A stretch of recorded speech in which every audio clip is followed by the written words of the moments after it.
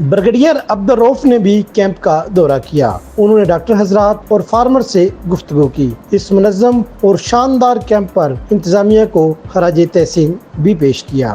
Farmers ने मुस्तकबिल में भी इस तरह के कैंप लगाने की दरख्वास्त की। स्टेशन हेडक्वार्टर डॉक्टर अबू बकर, डॉक्टर बुशरा, मुअज़्ज़िज़ीन अहलियान बेगा चकमाल, अस्सलामु अलैकुम व रहमतुल्लाहि व बरकातुहू। जैसा कि आप सबको मालूम है कि आज हम एक दिन का फ्री वेटनरी कैंप लगा रहे हैं, जिसका बेसिक मकसद ये है कि पाकिस्तान आर्मी जैसे कि सरहदों की हिफाजत पे लगी हुई है, इसी तरह आप लोगों के लिए जानवरों और इंसानों की सेहत के लिए भी काम कर रही है। इसका बेसिक मकसद ये है कि आप लोगों के लिए जानवरों की वैक्सीन, डिवर्मिंग, नस्ल कशी, जानवरों के बारे में मुफ्त मशवरा जात, चारों के बारे में मशवरा जात, और हम लोगों ने एक ख़ास किस्म की खाद बनाई है जिसे वर्मी कंपोस्ट कहते हैं, उसके बारे में मालूमात भी देंगे और उसके कुछ सैंपल भी हम आपको फ्री देंगे। ना सिर्फ आज के लिए बल्कि आइंदा आने वाले दिनों में भी हम आपके लिए एक नंबर यहाँ पे छोड़ जाएंगे।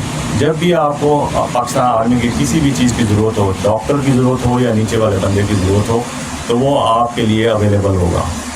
ठीक है, ये पाकिस्तान आर्मी का एक सुनहरा कदम है कि हम फार्मर के घर तक पहुँचे। आपके लिए फैसिलिटीज़ जो हैं अपने, हमारे ये चीफ साहब की ये स्पेशल इंस्ट्रक्शन है कि हम गरीब तबके की स्पेशल मदद करें।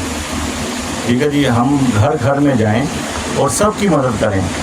तो इसके लिए जो नस्ल के जो आपको 2000 रुपये का, 3000 रुपये का फ्रीजियन का बाहर पे जो बीज मिल रहा है वो हम फ्री ऑफ कॉस्ट आपको दिया करेंगे। ट्रीटमेंट का जैसे कि लाइफ स्टॉक भी काम कर रही है, साथ में अभी पाकिस्तान आर्मी भी आपको फ्री दिया करेगी।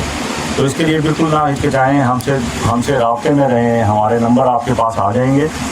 तो उससे गाहे बगाए हम और भी फ्री वेटनरी कैंप भी लगाएंगे आपको, और चीज़ें भी, जितनी भी मदद हो सकेगी पाकिस्तान आर्मी आपके लिए हाजिर है।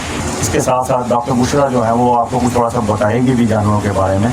तो बड़ा मेहरबानी बैठे भी है और लोगों को सबको बताएं कि अपने जानवर लेके आएँ, आज के दिन का ख़ास फ़ायदा उठाएँगी। Thank you. मेरा नाम डॉक्टर बुशरा मसूद है।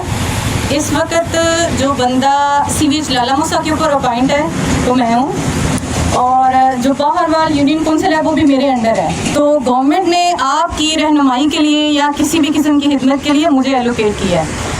आज गवर्नमेंट का इधर आने का और ये कैंप लगाने का क्या मकसद है, सबसे पहले मैं उस पर बात करूँगी। अब ऐसे हो रहा है कि जो गांव के एरियाज़ हैं उन्हीं में ज़्यादा जानवर है, और लोगों की क्या सोच होना शुरू हो गई है, किसान को ये लगता है कि भाई इसमें तो ज़्यादा पैसा नहीं है, बच्चों को बाहर जाना चाहिए, वहाँ पे जाके पैसे कमाने चाहिए और इधर आके कोठियाँ बनानी चाहिए। तो हमारा जो मुल्क है दुबई जाना चाहिए, हमारे मुल्क में से कभी भी तेल नहीं निकलना, हमारी ज़मीनों में से गंदम ही उगनी है, हमारी ज़मीनों में से चावल ही उगना है, हमने जानवर ही पालने हैं। हमारी जो एक्सपर्टीज़ है, यानी हमारे जो बड़े बुज़ुर्ग हैं, उनका जो तजर्बा है वो सिर्फ़ और सिर्फ जानवर रखने में ही है, और ये बहुत बड़ी बात है। अगर इंडिया तीसरा दूध प्रोड्यूस करने वाला दुनिया में मुल्क बन सकता है तो हमारा नाम बहुत नीचे है, हम भी उसके अंदर आ सकते हैं। और ज़राअत हमारी जो कुदरत ने हमें जो ज़हीरा दिया, जो नेमत दी है, वो ज़राअत दी है। हमें दुबई नहीं बनाया कि हमारी ज़मीनों में से तेल निकलेगा और हम बैठ के खाएंगे, लेकिन हमारे बच्चे और जो लोग हैं उनकी एक पैसे या माशियत की वजह से थोड़ा जहन चेंज होता जा रहा है कि पैसा उस तरीके से आ रहा है तो हम उसी तरफ जाएं। लेकिन अगर हम इसी को लेके चलेंगे, अपने जानवरों को लेके चलेंगे, अपनी ज़राअत को लेके चलेंगे, तो ही हमारा मुल्क तरक्की कर सकता है। और हमारे मुल्क में ज़राअत का ही सबसे बड़ा रोल है। सारे लोगों का ये अल्लाह ताला ने रिज़्क़ की तकसीम कर रही है, डिफरेंट पेशे डिफरेंट लोगों के अंदर डिवाइड किए हैं। अगर आपके हिस्से में ज़राअत आया, मेरे हिस्से में ज़राअत आया, मेरे हिस्से में जानवर आए, तो हमें इसी को अच्छे तरीके से लेके चलना है ताकि आगे आने वाली नस्लें इसी में से बेहतर कारोबार कर सकें। और ऐसा नहीं है कि हम नहीं कर सकते, हम कर सकते हैं। ٹھیک ہے. دوسری جو سروسز ہم یا میں ہمارا ڈپارٹمنٹ آپ کو پرووائڈ کر رہا ہے, ہم ڈور اسٹیپ پہ آ کے مطلب آپ کے دروازے پہ آ کے ویکسینیشن پرووائڈ کر رہے ہیں. جتنے لوگوں کے جانور رجسٹر ہیں ہمارے پاس, اگر کسی کا ہمارے نظر میں نہیں ہے تو اس کی ویکسینیشن نہیں ہوگی.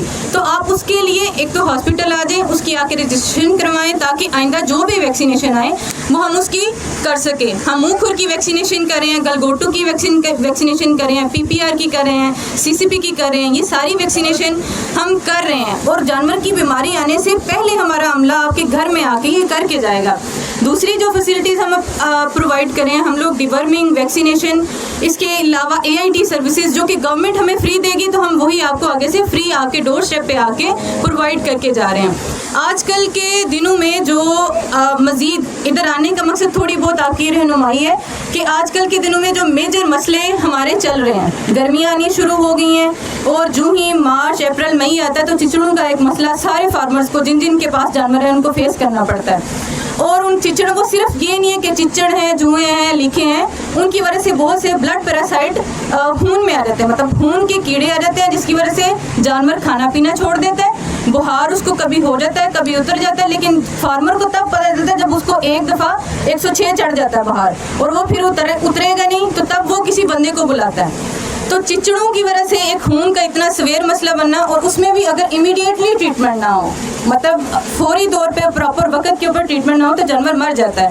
تو لوگوں کی آگاہی کے لیے کہ اگر ایسا کسی کا کوئی بھی جانور آپ لوگوں کے پاس ہے تو آپ ان کو فوراً چیک کروائیں اور جو بھی ٹیکہ ہوتا ہے وہ جتنا بھی مہنگا ہو اس کو لگوائیں تاکہ آپ کا جانور بچ سکے.